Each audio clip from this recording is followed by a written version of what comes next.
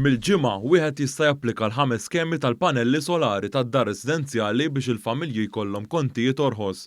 F'konferenza l-aħbarijiet il-Ministru Enerġija Mirjam Dalli qalet li b'dawn l-iskemi favur użu ta' enerġija rinnovabbli, il-Gvern qed jitfa' 9 miljun euro fil-bwiet tan-nies. L-ewwel skema hija mmirata għal dawk li jixtru l-panelli għall-ewwel darba b'garanzija l-10 snin. Dawn se jirċievu għotja massima ta' 2500 euro.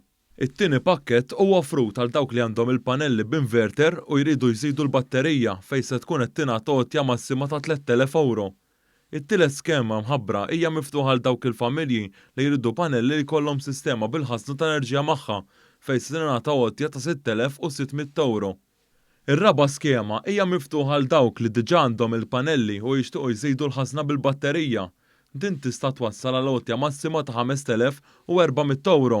Il-5 skema hija miftuħa għal dawk li jridu jmorru għal sistema li taħdem bil-batterija fejn se jkollhom massimu ta' 3600 euro.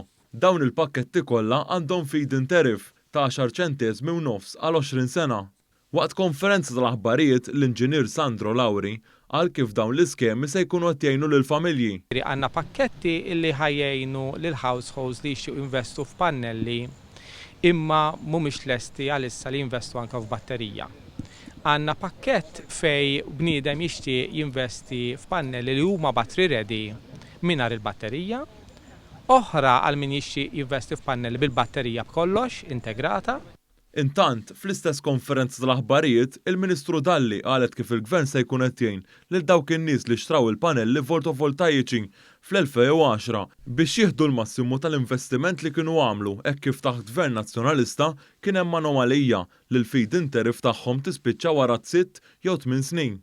Dan meta hu magħruf li l-panelli jiġġeneraw l-enerġija l madwar 20 sena u permezz tal-feed-in tariff dawk li għandhom il-panelli jieħdu rati vantaġġjużi brabta mal-ġenerazzjoni tal-elettriku.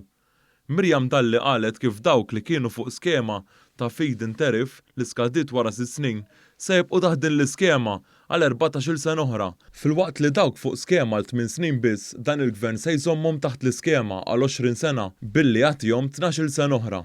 Nazzjonalista kien daħħal skema fis-sena 2010 ta' feed-in tariff li skadiet wara 6 jew 8 snin.